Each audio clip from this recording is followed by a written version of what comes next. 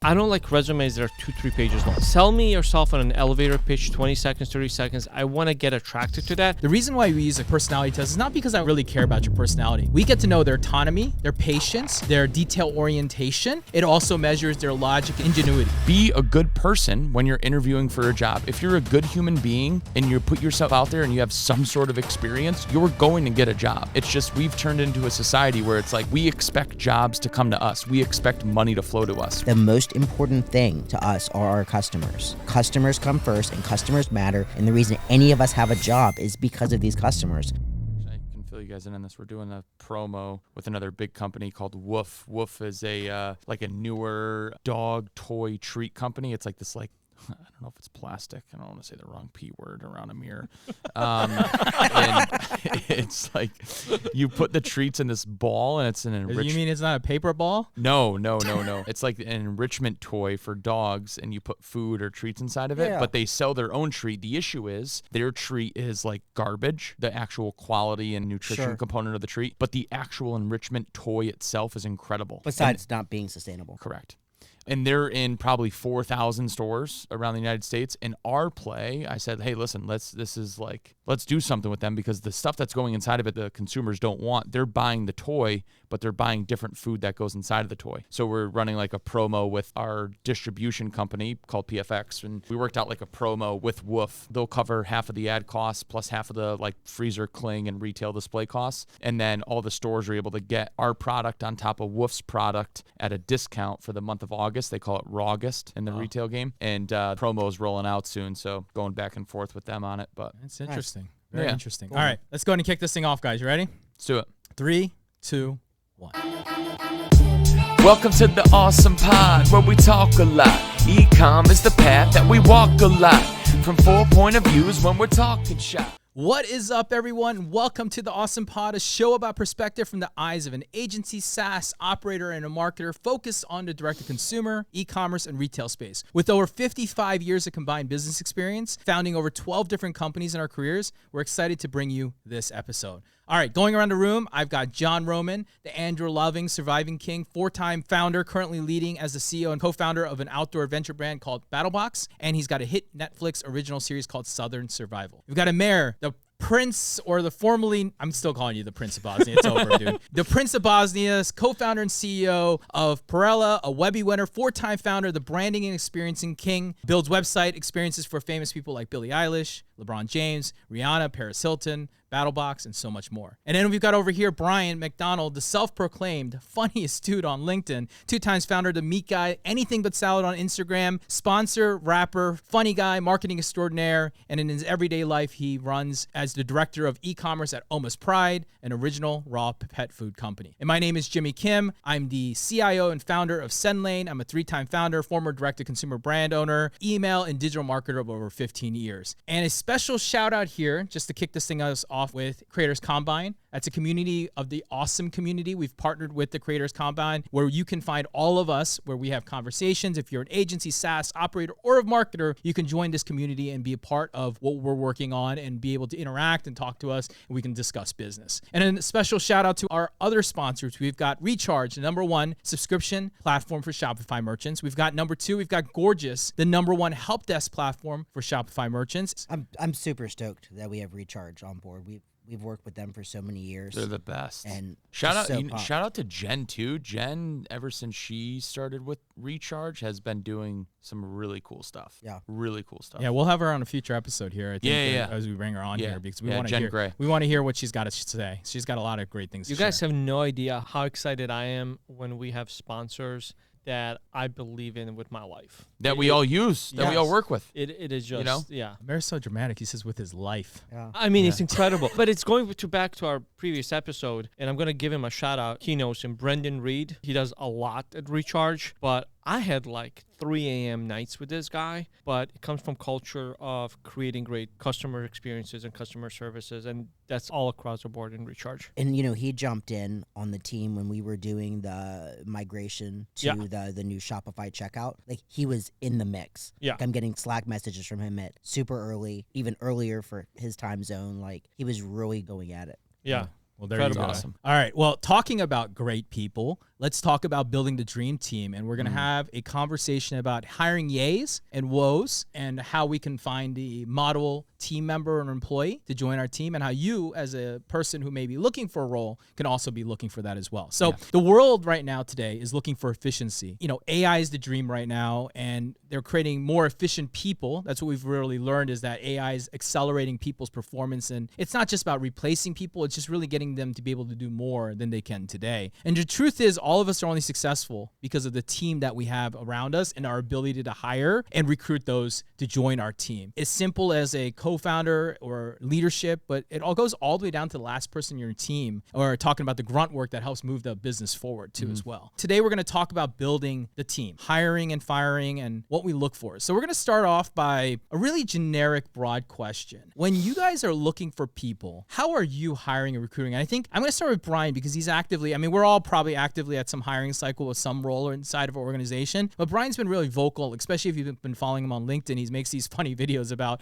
day one of getting thousands of applications, day two of not hiring people from California, whatever that might be. And you can't say that, but I'm going to say it anyways. But right, you're an equal opportunity employer. You don't care where you live, blah, blah, blah, blah, blah. But let's face it, you're looking for a certain type of people. But okay, let's start here, because you have a special thing. You mentioned it earlier that you are looking for people who have a passion for raw pet food. And that's special, because not everybody falls under that. So that's like prerequisite number one before you even get into the work side of things. So how are you finding the best people, and what are your hiring and recruiting tactics? So I think, like, just judging off of my own experience, is our best employees always either come from A, within, or B, some sort of affiliation with the company. Meaning they could be an influencer or affiliate for us. They could be someone that feeds our food. They're a customer. Typically, those are like the places I like to start. So when we were actively hiring, which we currently are, for 2 customer service positions in the US, the first 2 places I went to were LinkedIn. I'm connected with a lot of folks in the raw pet food industry, and then also our affiliate influencer base. So our affiliate influencers are our probably biggest megaphones. And when you can go to your biggest megaphones first within your brand, typically those are going to be not only easier onboarding experiences, because there's not that much to teach them about the actual brand. It's more so like company and processy based versus the actual product or brand. And then someone that loves what they do. So when I look and I'm hiring someone for whatever role it may be, and we've talked about this before about the whole work-life balance thing, it's no real balance. You have to, work as a part of life, and you have to really love what you do. I want someone to join our team who truly loves not only what we stand for, who we are, but the product itself. Because if they believe in the product, it makes them a 10x better employee than someone who is just looking for a job. And that's why I stay away from Indeed. So I think, like, a takeaway from those folks that are listening and are hiring, and also on the other side of it, is look for your customers, your affiliates, your influencers, whether you have legacy members, whatever the case may be, folks within, or if someone is in your company that has done a tremendous job, whether they're in the warehouse, they're in fulfillment, maybe they're in another department, and they vocalize that they want to do more. Those are always the first candidates that I look for. So I stay away from Indeed. We made a post on LinkedIn, reached out to the affiliates, and we've gotten a really great response so far. So I don't forecast the ability to get someone qualified in. I forecast the challenge of how do we take all these amazing people and we can only hire 2 of them. So that's what I do. I like going, right to the source itself first versus, blasting out on your typical channel. So those are the pathways we're taking right now. And then after, looking at the resumes, now they've received 5 video recorded responses from me. So they're getting, some like pretty wild 5 videos from me. And if they can't handle that, then they're not going to be able to, the handle Bryan filter. Yeah. They're not getting corporate. No, they're logging on and they're getting me. So, oh, geez, yeah. I can only assume the videos that these people are getting. Hey, you! He's like eating a turkey neck. He's like, does this disgust you? Well, I'll actually post the B-roll. We'll post the B-roll in this podcast. Okay, yeah, we'll post the B-roll while we're going through it. All right, Amer, we're gonna flip it to you, because I think very differently about your business, because you, as a service provider, you're not U.S. based. You have people all over the entire world, and hiring all across the world is really difficult. Worse than it is if you're hiring someone remotely or even in person. You've got a lot of different challenges, because there's a skill set, there's also a culture part to it. So where are you going to find the best people today? Not Indeed, as well. No, I tried all of those channels. They did not work for us. And I think in each content is a lot different than wherever else because culture and everything else like that. My first step is always similar to what Bryan mentioned, is reaching out to our ecosystem. Does somebody know somebody? Now, one thing that I do, some people may agree with him, not, I want to hire within the ecosystem, but I do not want to take away from our partners or even some agencies that I have a lot of respect for. So there's some of these unwritten rules and you kind of got to be careful how you hire, when you want to hire and things like that. I've hired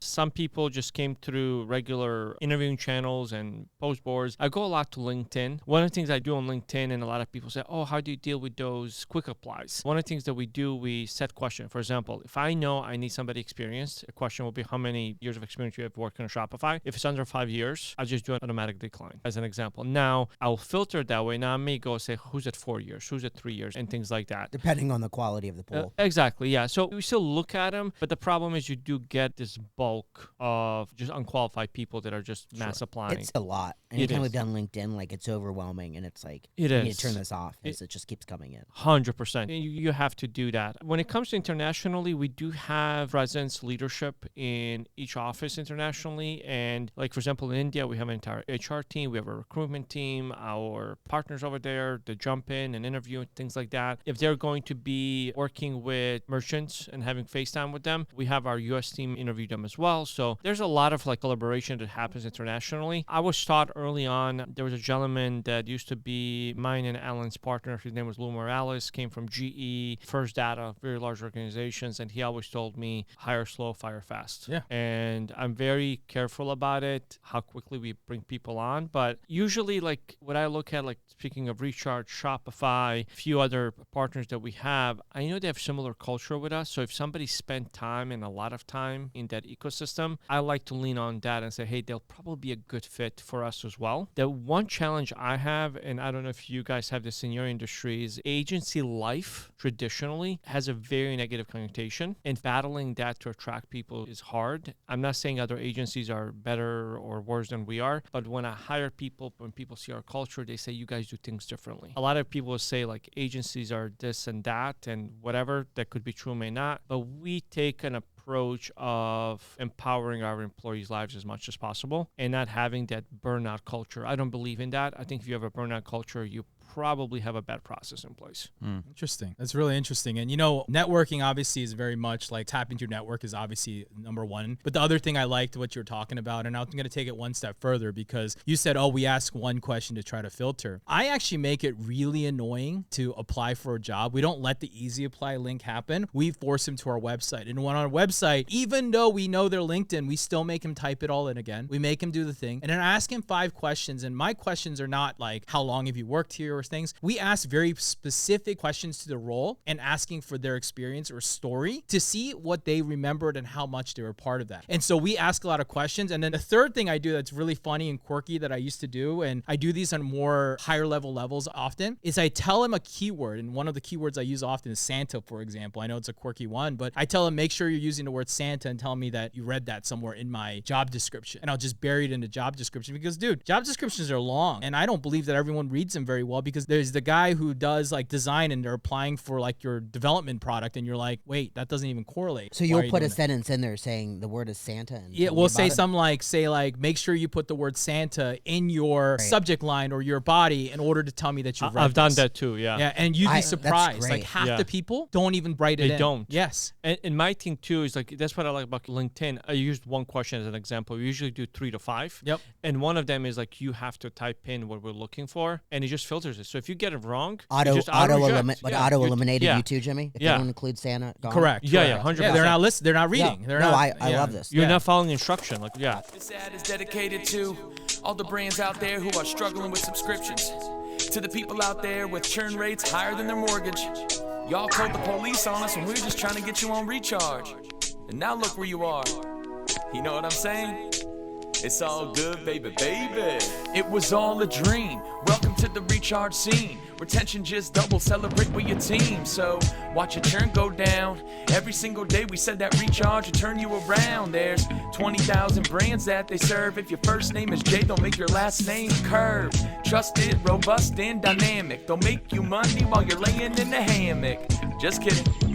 I wish that was how life worked. The other thing too that I give a leg up to people that are looking at, I love when somebody does a generic cover letter. It doesn't have to be anything special, but then they do personalize it to us, because then I know they took the time that Sure. this opportunity means something to them. They want to invest their time to get it. And I'm like, okay, I'll listen to this and read it and things like that. Or this doesn't happen enough. Usually when we do a posting, people will follow up with a message or an email. Hey, I applied. I'm really interested. I would probably say 1 in 100 do that. And those are the people I would Dude, give. you know that's funniest rule? My team hates me for this. If you don't send me a thank you note after recruitment, you literally will not get a call back from me. As crazy as that And sounds. it used to be I feel like it used to be a best standard practice. Yeah. They don't do it somehow anymore. People don't do it anymore. And you know what, though? The shift in terms of those that are looking for employment has shifted, right? People, we've turned into like such victims in regards to like not being able to get jobs that we expect jobs to come to us now as a society, and not enough people really like for instance, it's so easy to get a job today if you use the proper channels, manners, etc. Yeah. And like all it takes is, like I tell people all the time, it's like, hey Brian, like what do you recommend? Get on LinkedIn, get on X, get on all these channels where people are, start posting, start, being yourself, but then also be a good person when you're interviewing for a job. If you're a good human being and you put yourself out there and you have some sort of experience, you're going to get a job. It's just we've turned into a society where it's like we expect jobs to come to us. We expect money to flow to us, where not how it was, say, a few decades ago, where people really like worked as hard as they possibly could to get a job. We're such a remote society now that people expect money just to come to them and companies to hire them Not off just the that, fucking couch. But we used to have to physically go to locations Yeah. and fill out an application every single interview. time. Yeah. Yeah. It's like endless. But I remember getting home from an interview every single time. It's at this point I'm writing the email, the thank you. Yes. Yeah. For the opportunity for me. when you're in your car, like Yeah, you're leaving. I've done it in the car in the parking lot before I Yes, left yes. the building. I remember it Yes. specifically. Yes. I just think that showing that thank you just shows that it was top of mind and something they cared about. Agreed. Look, we all get it. We all have to have jobs. We all have to do things. We all have to kind of deliver an expectation. But like I think the mature employee or team member out there knows more now that they are not looking for just a place to make money, but a place that they like and enjoy and want to be a part of. Yeah. And that little note tells me that they cared enough to send you that follow-up, right? And it's such a small little tip, but it's huge. You'd be surprised, even at the leadership. I'm talking people who are making $200,000, $300,000, $400,000 a year. Do not do this. Yeah. It's wild. Well, how about Amer last night paid for our dinner? What's the first thing the three of us said? Thank you. Yeah. Yeah. Thank you. It's relating to that. Like, imagine if he just paid that big bill last night and we were just like, all right, let's go gamble. Like, he would feel like shit. I've also been on the Amer side and no one says anything in certain situations and I'm like, Yeah. Assumptive, right? Yeah. fuck these people. Yeah. The other thing too, I think that people make a mistake in from hiring and trying to get hired, especially when you think how easy it is these days, is to look at who in your network knows that company or that person. With the person, it's a little bit more difficult, but with a company, it's a lot easier. Even when we go through sales, like I remember we were bidding on a company that was a Macy brand, and I went on my LinkedIn. I was like, I want to know the buzzwords they use. I want to know what they care about, and I want to cater my presentation to what they really care, because I had no insights into You're it. It was doing kind of research blind. on it. Yeah. Yeah. So I love when I get on a call or I get a message. I love that you guys do this. Now, when we also lose, and I've also done this when I interviewed before, when somebody declines me, I still send them a follow-up. Best of luck. I understand the direction you guys are going in. Please, if anything changes, think of me. Sure. Yeah, I think it goes a long way. Goes really far. Yeah. That's really good. John, you got anything else to add to that? Where you're finding your best people? Yeah, so the first part is like what is the ultimate fit and the non-negotiables. Culture matters a lot, right? Use any culture tools in your business? Define culture tools. Like personality tests. we don't. Okay. Anyone do anything? No, interesting. I do. So Yeah, it's it's- we'll talk about that in a Yeah, second. I but mean go ahead. it's probably a best practice too. We go off gut in the interview process and try to get to know the person a little better. But so the culture fit is huge. It doesn't matter if they have tons of experience and they're gonna bring value, or they're green and they're gonna be a sponge. But the culture piece matters, and also just the basic understanding that the most important thing to us are our customers, and customers come first, and customers matter. And the reason any of us have a job is because of these customers, and just understanding that and truly grasping that. Best place we get our team members, there's really two spots. One, very similar to what Brian was saying, so funnel of customers. So two best examples we have, Luke, who runs customer experience for us. Luke was a paying customer. We have this nice little funnel move we do where super engaged paying customers, we eventually possibly move them. Obviously, it's a limited amount of spots, 5 to 6 on average. 5 to 6 moderators we have of our BattlBox Facebook group. So they're the community admins, and every single one of them them at one point was a regular priced paying customer that was engaged, that we then migrated over. You get a free box and you just continue being an ambassador. So Luke came paying customer, over to moderator, over to part-time customer service, full-time, took over the team. He was a nurse by profession. And it started off as a hobby and then part-time extra money. That's awesome. Wow. I love that. I freaking love those stories. And then Brandon Curran, who heads content for us, face of our brand, he was a paying customer as well. So that part is great. We have a unique funnel. So our Milledgeville, Georgia is where our warehouse is. And small college town is where I went to school. Starting off, we kept relationships with the school, and then word of mouth took over and, kept it going. But we hire college kids.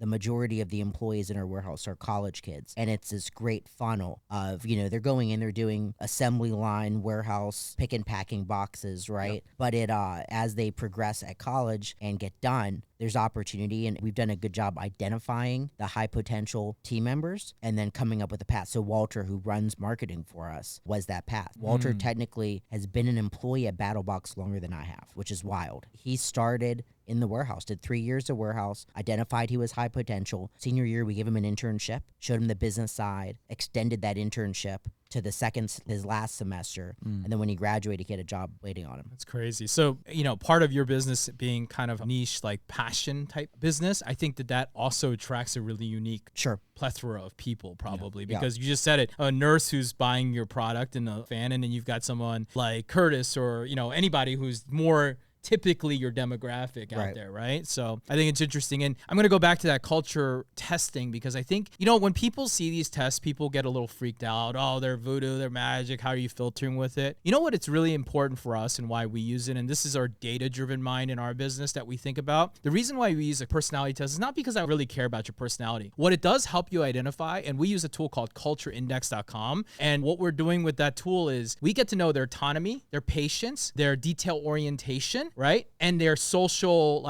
conversational side of them. It also measures their logic and ingenuity. And what that all helps me do is hey, I'm working on this data thing, and I get a personality test, and they might be great on paper. They might interview great. Bryan probably goes and interviews for any role, and he probably kills it. It doesn't even matter if he knows about it. He'd probably crush it because you're a good interviewer. I can tell. Yeah. But the reality is you don't know what it's like till the rubber hits the road, right? Correct. And so these tests help us identify if we need a really detail-oriented person, and we just sent them a test, and they're very not detail-oriented. Yeah. Right off the point, the data point is showing me that it's probably not a good hire. Now, it doesn't mean that there'd be the bad hire. It just means that the probability of hiring this person and having success is lower than someone who might be more detail oriented.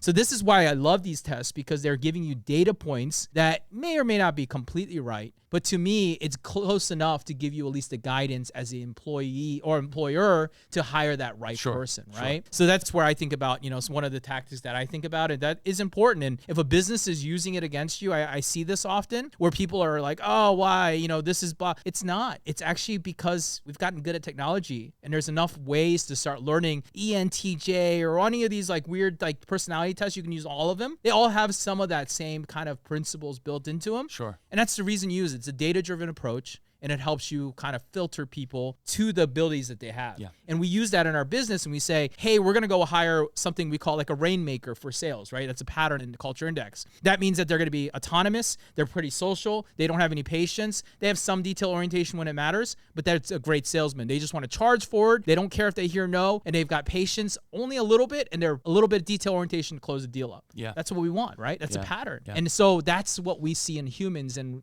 something that we think about in a data-driven approach when we go to hire. So did you have your best employees take this test so you know what to base it off of? Like, I was going to ask that. So there's two ways. One, yes, we would start to learn our pattern, which is funny. Like our engineers, we didn't even know, and we instituted this tool, and we had all the best engineers, the ones that had survived. They're all this one pattern called a craftsman. Okay. And we're like, wait a minute. All of our people are the same personality trait. How did that happen? Because that's what we naturally filtered out by ourselves, but that test signified that it was right. Right? The second part is we do something, part of the test is when you're about to put a job out, you actually do your own test and you answer questions saying, what do I want this person to look like?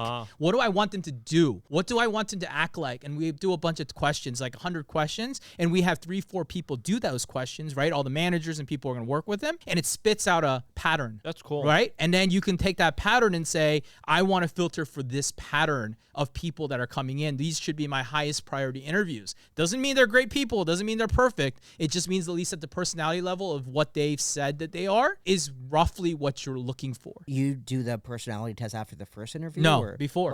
It's part of the application screening process. So you're able to filter it. Yeah, in a world where we're getting 1,000 applications, how else are you going to filter something? You got to get something out of there, right? Personality test, and did they use Santa? Yeah, did they use exactly? So did they get my thing? Did they read the damn thing? And do they fit the mold of what we're looking for within the culture? If they're going to be like someone who's working in data but super chatty and social, they're probably not going to fit in very well. Right? It's true. It happens. And I'm sure you guys have all hired people and you're like, wait a minute. Why does this person talk so much? They should be like the quietest person, or the opposite. Like they don't talk at all. They're my sales guy, but they're so quiet and so patient. You don't want a patient sales guy. You want an aggressive one that's on the floor, right? So, those are one of the things I think about in one of those hiring tactics. Well, let's move on here to the next part of this thing. And, I want to talk about looking at resumes because I think this is also just as interesting too. You mentioned it, cover stories, are they dead? Is there cover videos? Are there cover letters? Are there cover DMs? You know what I mean? Like, how do you think about that? And like, how you think about the future of like what you're looking at on these resumes? Because job resumes have gotten weird lately, right? One, you can go and just have a LinkedIn instead of having a resume and use that LinkedIn as your resume. Is that acceptable? I don't know. I think it's acceptable in tech. I don't really care about resumes. Well, I don't care about a lot of weird things. Like I don't care where you went to school. How detailed it is. Yeah, it does depend how much they put into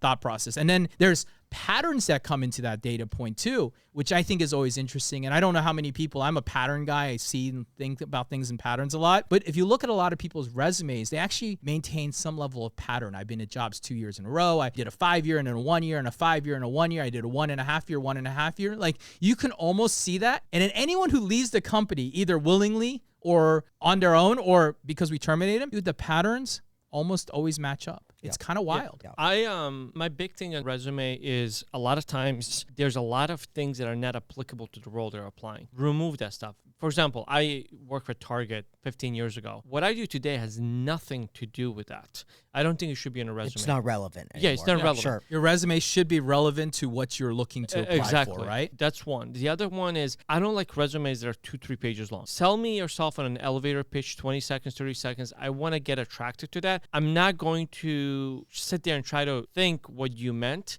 I want you just to attract me to it where I want to have a conversation with you. That's all it is. Just pretend you're a mirror in the 20-second hot seat. Exactly. Go. Just get through it. Those are like my big things with resumes. I think when I get it, there's so much fluff in it. Just get to the point. Tell me what your experience is. And the one thing I will not do, and a lot of kids do this, I don't know where the hell they get this recommendation from, and I'm curious what you guys think. Put their photo on the resume? No, not the photo. Jimmy alluded to it. When I see that they've been at 5 companies in the last 5 years. Yeah. Well, but it's also the truth. Yeah. It is a truth. But the thing is, I think it's either they don't know what they want, or 2, they're in the wrong job. That's what I always say. Maybe they're in the wrong job, but it's like or they're not doing the job the right way and they can't sustain in a culture. So to counterbalance that, my brother started working in the insurance industry. And I don't think that there's enough finger pointing on the business owner and corporate side of things in regards to pay. Pay now means more than ever before in human history. And a lot of big companies don't realize it's 2024. And to offer a $40,000 a year job for a living wage with someone who's married, they're not going to be sticking around another year because that 10 or 15% increase that they get for another company. So that's a big part of it, especially these kids today that are applying for jobs. They're smarter than we were when we first started applying for jobs because they're not going to stick around for 10, 15, 20 years if they're not compensated correctly based on the amount of inflation that's occurring, the cost of living. So companies, in my eyes, deserve 99% of blame for job crossings in the amount of decreased in time worked for a company. The years of someone sticking around for 20, 30 years are over, and it's over forever. Okay, so yes, on the 20, 30 years, but let's go back, and I don't agree with this because you know what your base, what your salary, what your compensation is when you start a job. 100%. So to know that, understand that, and then leave a year later consistently, So that's tough to argue. Here's the thing. During the interview process, and I tell everyone, if you do not interview me as intensively as I interview you, I'm probably not going to hire you. Dude, you're fired up. I like this. No, I get fired up. Here's the other thing is I really disagree with him. He triggered something in me. Yeah, let's go.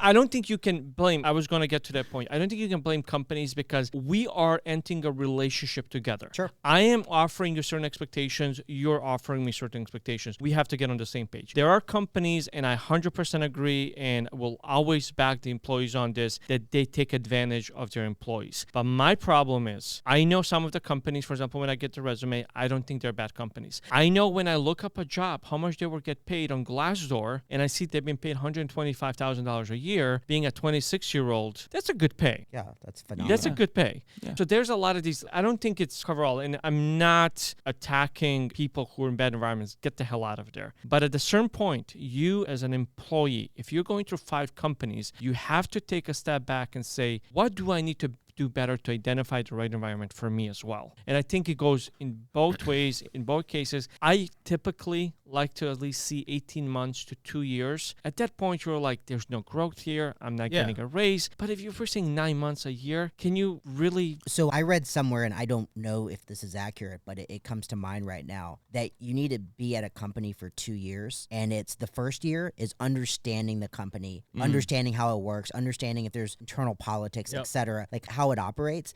And then you have to spend the next year trying to push forward and promote change and really work hard. It's a 2-year process. And I do agree with something with Bryan, though, and a lot of companies fail to do this, and I don't understand why, and I'll touch upon this more. A person shouldn't have to leave a company to get what they deserve. And I've had friends, and I've told them this in the past, by the way. I had friends working in banking. They were so-and-so manager, and they weren't getting a raise they wanted. They went to another bank, got the money they wanted, and then a year later, that bank they left called them and gave them even way more money than they asked for. Yeah. Salesforce did that massive layoff, and then they hired people back, some of the same people, and paid them significantly more than before. Yeah.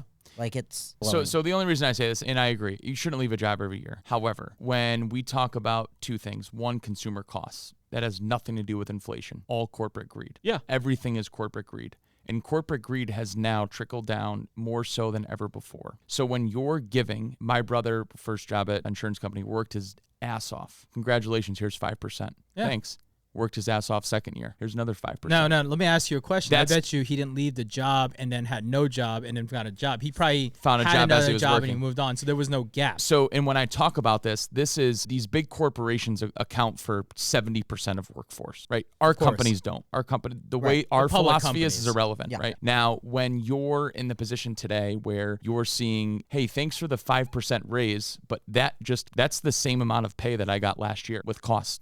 That's not a raise. That is not a raise. Inflation has definitely challenged that model for sure. And even over the past decade and a half, I think the average is around 3%. Well, if you're giving me a 3 or 4% raise, that's not a raise. That's cost of living. That's not a raise. Okay, so I need to find another job. So let me ask you this. Okay, so 5% raise. Yep. Even 10% raise, but the company hasn't grown at that rate. The company, maybe the revenue's the same. Yep. But the profit, the bottom line, is significantly less because we're living in economically challenging times, right? Yes. So the company is making way less, and raises are wanted and maybe even warranted. But how do you justify the raise when business is less profitable than it was the year prior? You can't, but that's why you also can't finger point and say, why are you not sticking around? Oh, 100%. Yeah, and that's the big point. reason, right? So now it's like, if this company's giving me 15% more, I don't give a fuck what you think. I'm only here a year. I'll take 10 jobs in 5 years. But if I'm going to keep getting 10, 15%. And I think if you're talking about the majority of employers, which are these big companies, Yes. I think you have to do the 2 to 3 years and you hop for more money and better title. Yes, I think that's the hack to do it. Yes. But that's not the same as 1 year here, Correct. 1 year there, Talking 1 about year different scenarios. Yeah, there's a lot of different parts. I mean, if you're working the same title and same job at every job for 5 years is a different story than if I progressed up the ladder Correct. for the next 5 years either. It doesn't have to be title. It can be moving upstream on who you're business selling size, to. group, whatever it might be, right? And I'm not putting this on the employees. Me running a small business, our healthcare costs has every year 10%. A lot of things. Now, I've done in the past, and I'm going to try to do this as much as possible, I've given people 20-30% raises when I seen they're absolutely crushing it, and I was like, you know what, I want to reward you. Now, I also set the expectation, you're not going to get this every year. We've given people bonuses whenever we can. John knows we, for example, pay all of, and I shared it with you, all of our employees and their families healthcare. I'm going to do that for as long as I can. There's a lot of these things that we try to implement, but I also think, and I've been this way, that not every year, to John's point, it's going to be easy for that business because there's a lot of burdens that we also deal with and try to give. When we hit the inflation numbers and they were 6-7%, I try to give my employee 9-12% raises. At that time we could, but now this year we may not be able. It's just not sustainable. Yeah. It's not sustainable, but we try. And I think a lot of times, sometimes employees, one thing that I realized, and I was guilty of this until I started to write checks and pay, I didn't realize how much an employee costs the company. Somebody might have an $80,000 salary. Yeah, but it's so much more. Yeah, than it costs that. them so much more. Payroll tax and that might be 120, 30, 40,000 depending on your or more your benefits. Yeah, absolutely. It becomes very, very, very expensive.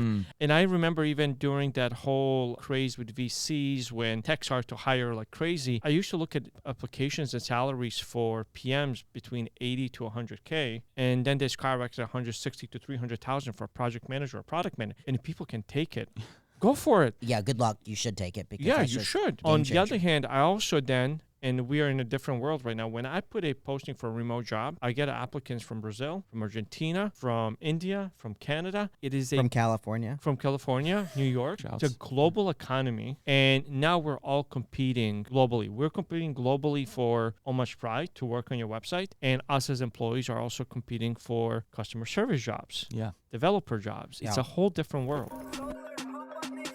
Hey, how's it going? How can I help? I have the platform to handle any problem you dealt. Thank you for that. Yeah, but where is my belt? It was order 113 if I remembered it well. Hold on, 1 second. Let me see what I can do. It looks like end of day today is when your package is due. Thank you so much. Wow, you did that so fast. Wait, aren't you the only one you guys have on staff? Yeah, I am, but this helps in enormous ways. We appreciate your business. Have a gorgeous day. And that's why I think today it's even more important to hire the right people, because you have to be leaner. Brands have to be a lot leaner today than they were, say, even 5 years ago before COVID, right? So now as you're becoming a leaner brand, and you can learn that if you hire the right people, you don't have to hire as many of them. And I think that's what's so crucial is a lot. We're talking about the whole interview process to kind of bring us back on track is, in my eyes, it's not so much the hiring process where things can go wrong. It's the person that's conducting the hiring process. You have to have the right person in place to make these important decisions, especially when you're talking about director level positions, or, you know, they're in charge of sales or marketing, right? When you're bringing people on those types of teams that impact the amount of money that's brought into the company, the person that's hiring needs to be a kick-ass rock star, because HR departments and recruitment teams aren't the best fit for hiring. And that sounds kind of crazy to think about, but they're not, right? They're very good at weeding out the initial level one, but as you continue on, you're bringing people on, you want to run leaner, you want to bring people on that have great personalities. It's important to have people on the top, or your rock stars, be able to identify culture fits and personalities. Like, I'm in a position today because someone gave a chance on me, and they saw, like, when I was owned the wedding photography company, I knew I didn't want to do that forever. I applied to a bunch of jobs, right? And one of them was a medical sales rep role. It was $185,000 a year. It was a medical device sales company out of Hartford, Connecticut. And I got through the final part of the interview, and the guy's like, who was hiring me was some guy from like Omaha, Nebraska. And it's a role in Hartford. And I went through it, and he goes, you know what? We really love you, Bryan. We love your personality, and we think you'd be a really good rock star on our team. However, you don't have any medical device experience. Now, fast forward years and years and years later, one of my buddies now works for the company, and his talk got up that, he's buddies with me, and he's like, man, I see that Bryan guy on LinkedIn all the time now. I wish we hired him. He would have crushed it. But because that person who was hiring me wasn't fit to hire me, I would have been the number one sales rep probably in the country. I would have made that company a fuck ton of money. But because I didn't have the experience, that's where I feel that the person that's hiring needs to be the best candidate over the candidate that they're hiring. That's interesting, because to me, all I heard was a hiring manager who was avoiding risk, right? Yeah. Their job is to hire and place the best people that keeps the longest tenure. And you, as a salesperson or whatever you were applying for, well, no medical background, background is a risk. Yeah. And a risk is Yeah. not what's something you want to put onto yourself. And remember, these are people that also have jobs that are reporting up. Yeah. Their job is not to have risk and to hire the best people they believe that can fit the role. And the more risk there is, that's something you have to Yes, think that's about. true. I think another one very similar that still exists is there has to be the 4-year degree, Yes. the college degree. Yeah. And I Yeah. think times have It's changed. dwindling. And to make that a requirement, I've seen so many times candidates that would certainly go in there and crush that role out immediately from consideration. Yeah. Well, do you guys look at business like their job or like their schooling? I mean, do you guys look at their I never schooling? looked at a school. I have no idea what any of my team members went to school. I mean, I look at what it says. Yeah, but it's I don't not, I don't remember even look at yeah. it. Do you know what the funny part for me is? I worked at a company that acquired us once, and we had a couple of people from Ivy schools, Yep. more prestigious. I would never work with them. Ever. I don't think that it's all. No. that way. I know, but I'm saying it's like just because they went to a great school or Yeah, just that doesn't because mean- they're yeah. educated, it doesn't mean yeah. that. I've met some of the most intelligent people I know have never You know, graduated. Brian went to MIT. Oh, you did? do you know that? Yeah, no, I did not know. No, that. I went to Springfield College. I majored in. I spent $45,000 a year to get a gym teaching degree. Here's Certified my gym teacher. my educational, I don't know, boast or whatever you want to call it. I went into the best school at the time I graduated in America when it comes to ROI on your degree because it was so cheap and the people that were getting jobs. What's Yeah, the 'cause name of the they have school? college degree. Northeastern Illinois University. Yeah, never heard of it. No, never. Yeah, Yeah, small are school. they still around? They're still around. Yeah. Yeah. All right, let me bring it back real quick. All right, Yeah. so we're going back to resumes, patterns, and jobs, and I want to flip this a little bit. You guys, any of you guys headhunt? Do you guys look for people ever? I have before. I have before. So you're not actively doing it all the No. time? So right now I am looking actually for a recruiter to do certain specialty roles that are just harder to find. But but I've done it myself. Got it. Okay, and then Brian, as and I look at your role, and do you actively engage with people that are headhunting or just trying to create now? Like, you know, you have a CEO of a company reach out. You clearly know they probably want to hire you, and they just want to create a relationship with you. Do you engage with them? I think I subconsciously headhunt every day in regards to the interactions that I have with our customers and Yeah. affiliates and everything. And that's when the girl who writes all of our blogs, she's one of our rock stars in the marketing team. She was literally subconsciously headhunted. And I think it. that's like a good mindset to have, is always be open to, even if you come across someone that the role may not even be open or you may not have a fit for them at the time. If you come across someone, and especially now in 2024, you come across a rock star, like fucking find a place for them,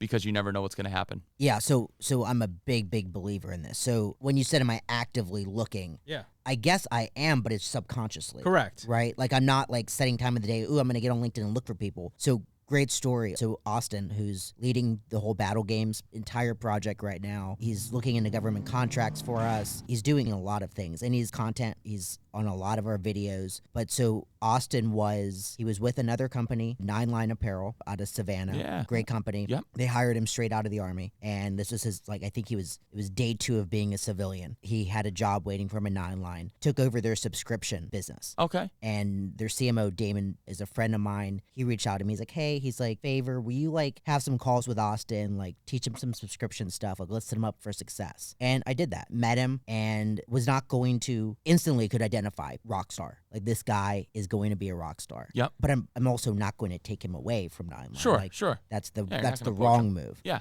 So mentored, taught subscription, and eventually came the first of the year. He wanted a bodybuilding championship and wanted to focus on bodybuilding. He's still young, take the risk. So he left 9 Line, and I told him, hey, when you're ready to get back in the mix of things, like you have a spot. What that spot is, I don't know. And it might take us a while to get you in the right seat. Yep. But with certainty, you have a seat here. That's awesome. You're creating And- the bench. Yeah. And he's on, and we've put him in a lot of stuff right now, and we don't have him in the perfect seat, but we'll get him there. We'll eventually get him in the right seat because we know he's on the team. Does he still bodybuild? Yeah. Oh wow, we're probably not the best podcast to listen to for bodybuilders. Well, look, why I was asking that question to you guys was, I couldn't consider it headhunting always, but I always call it a bench. When I see interesting people, smart people, I connect with them, I create a relationship with them, and I put them on the bench. And what that means to me is I'm going to keep a warm connection with them. I know that one day I might have a need for them. And it's quite often whenever, my team goes, hey, I need this, right? I'm like, oh, wait, I got somebody. And it might not be the right candidate, but at least I can get it started real fast because I had some idea. And some of the people on my team that we have today, I probably started our conversation 1, 2, 3 years ago sometimes, created a connection, created a bond. And when it was time, I knew that person was probably the right person, brought him in, put a bunch of other candidates against them, and made a decision around it, right? You know, and then, you know, I want to pivot here because we're starting to get to the top of the hour and I want to make sure that we're getting through some of these good topics here. I want to talk about interview process, right? What stands out? So I'm going to again lay out a little bit of a back end and then you guys can kind of talk about this. But so my big thing that I tell people, and I tell when I mentor other entrepreneurs or different people that are talking about this, I tell people to interview 30 people. And I know that sounds like a lot of people to interview, but there's a reason why I tell people to do this. Not because I think you need variety, but because what happens is over those 30 interviews, you as the person hiring will get better at understanding what you actually want. Yeah. And sometimes you find out that the first person you interviewed was the right person still, but oftentimes you figure out by interview number 15 that you're expecting either a unicorn that can do everything that you want, which is not real human ability, or 2, you actually don't know what the heck you actually want, or 3, you know exactly what you want, right? So there's like all these different things come in. What in the interview process do you do that's unique to what something you believe you're doing that helps you understand if this person is right or wrong for you? You guys know who wants to jump into that? Is that a tough question? It's a tough question. I'll go first. I have one that I do, and I do this in interviews. I also do this in just relationships in general. And I give, without it being obvious that I'm giving, a piece of homework, some sort of reason that they're going to follow up with me. It's never positioned as what I just described, though. He did that to me, by the way. I've done it to all 3 of you. I've done it to all 3 of you. I do it in every relationship I have, including interviews. And it's to measure the follow-up, the attention to detail, just how everything is treated. Yeah. And it's such a telltale sign. I have 3 small things that I'll get through. One, anytime I talk to 20 seconds, go. Wait, 20 or 60? 60 seconds, 60 go. seconds, go. Anytime that I talk to somebody, I like to set the stage, pretend we're in a coffee shop talking as friends. Because I want to get to know people at the human level, and then I allow my team to get to know at the professional level. And the reason I do that is I tell my team when I interview somebody, I'm not hiring them, you're going to be working with them. It's not my decision. I want to know who I'm going to be working and who I'm bringing to the company as a human. Professionally, I'll let them decide that. So there's like 1 and 2. The third thing that I like to do with everyone is when we're going through the interview process, I interviewed my team maybe 18 months ago now to see who do they want or what quality do they want somebody to have that they're working with. And we did this in India, we did it in Bosnia, we did it in the US. And as I'm talking to them, I want to make sure they embody what my team is looking for. And if they can highlight those things, I know, back to your thing earlier, that they're the right human and the right cultural fit for us. And I'm like, okay, we can pass them further through the interview. Yeah, it immediately made me think of the personality test. Yeah, this is why finding we do a lot of this stuff. It automates a lot of this, Yeah, right? exactly. Yeah. Brian, you're hiring right now on a role right now. We talked about it earlier, but what are you doing in your interview process? Obviously, you're sending in videos, personalized videos. Yeah. I would love to know what a personalized video might do. Yes. So the is it a rap or is Imagine- it a song? I mean, is it a ballad? now that you guys know me, imagine getting 5 videos from me. In the car. We got walking, one this morning on the way he's over like, here. Hey I played it for guys, everybody. we're just driving down the street, and I really, I thought about you and had a question. It actually started off with, hey, it's pod day. I'm driving down the highway. Last night at the casino, I got bent over sideways.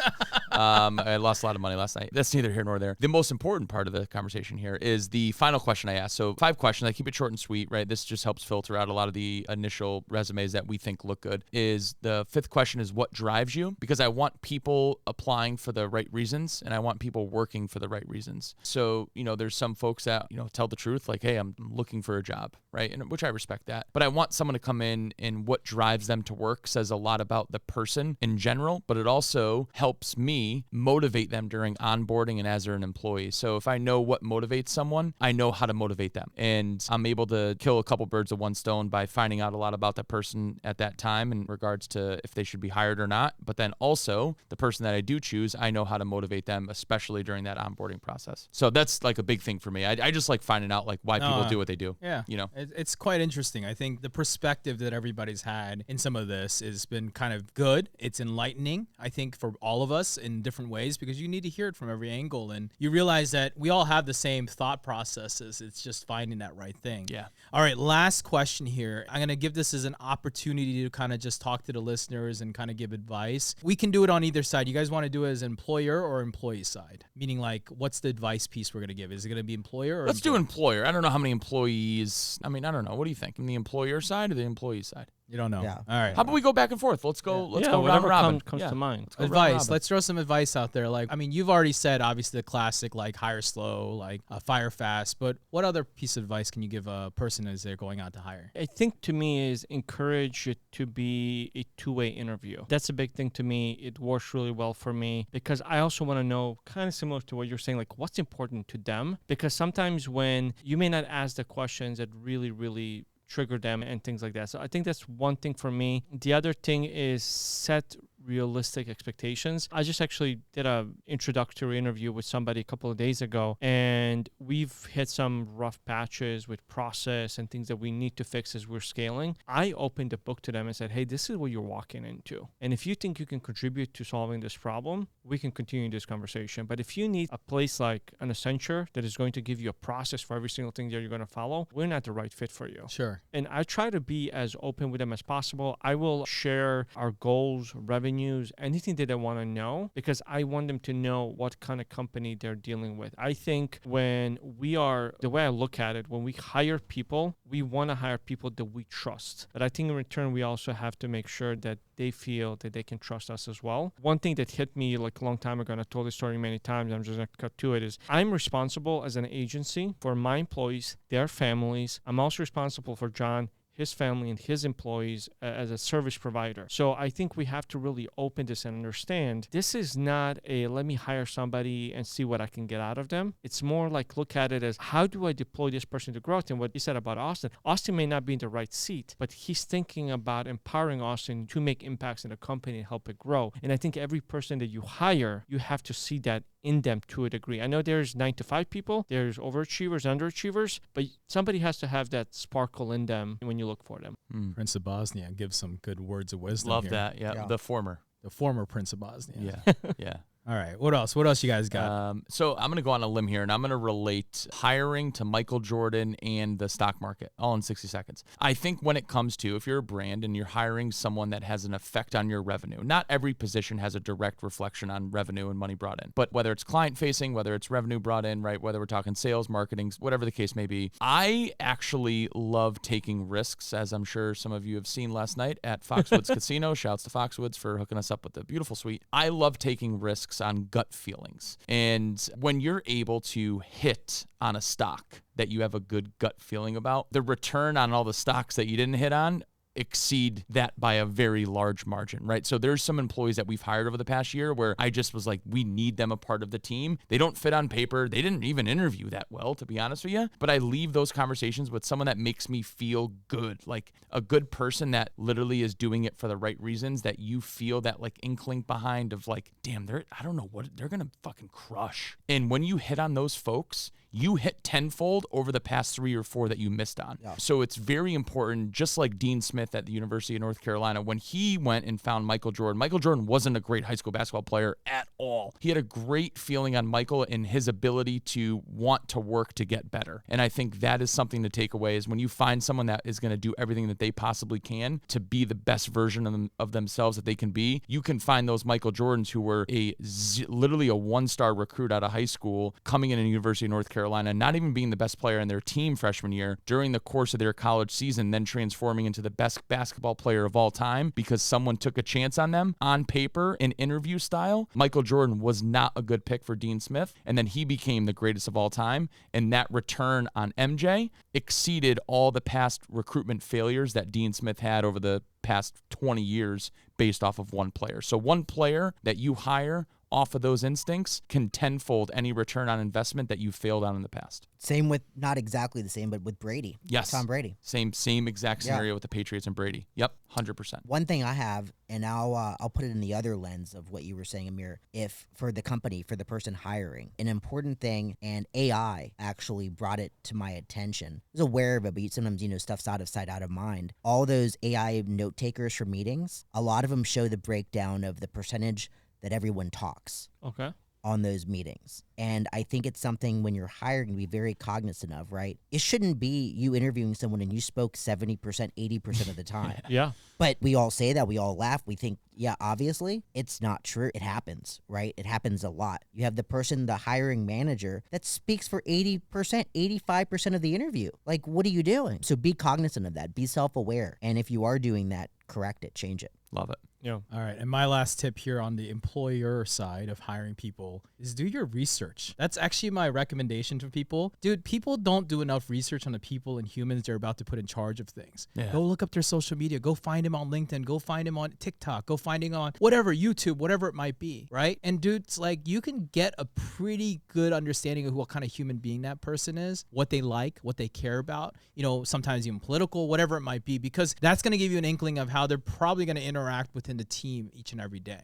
Now, I'm not saying that everyone has a great social media presence, and that probably means that they're probably not that social and they're probably pretty private in life, right? Like, you almost get an inkling of them. If they're not sharing a lot on social, they're probably not that openly communicative. They probably want to be a little bit more in there and they're going to do their job. That doesn't mean they're a bad person. It just means that that's what you should expect out of them versus one that is on Twitter posting 17 times a day, right? Well, guess what? They're probably going to be pretty social and they're going to tell you when they had their coffee and then when they went on break and when they had their lunch and when they had their, you know what I mean, a snack afterwards and when they took a nap, whatever it might be, they're going to be a little bit more communicative. But then the flip side, like, dude, if you're posting 17 times during the day, like, are you working? Well, that's gotta a work? that's a whole different story. Yeah, like right? I don't want my director of marketing messaging me when they take a shit. You know Yeah, what I mean? well, Yeah. I mean, well, Or that's posting about that's it. that's Yeah, also yeah. very extreme too. Yeah, but- yeah. All right. Well, on that note, we're gonna finish this thing up. You got something? Oh, okay. No. Okay. All right. Well, that's a wrap, guys. Episode 10: building the dream team, hiring yays and woes, finding and creating or being an employee model. I think we talked a lot about all sorts of different things in the different perspective lens. We had a little heated battle there talking about, you know, the hiring lens of when and where. And I think this was good because it does show you that there is no right answer. What the answer is, it's an ever evolving landscape. Yeah. And you've got to find what feels best for you. If I'm doing a data-driven approach versus a gut feeling, there's different ways that you think about this, right? So that's our episode 10. Please like, comment,